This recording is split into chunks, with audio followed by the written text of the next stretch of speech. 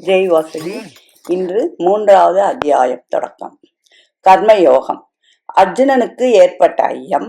ஒன்றை ஒன்று அனுசரித்து 2 மார்க்கங்கள் உள்ள யஜ்ஞத்தின் சிறப்பு. பிரவிருத்தி சக்கரம். ஆத்மனிஷ்டனுக்கு கர்மம் இல்லை. சாதன தசையில் இருப்பவன் செய்ய வேண்டியது.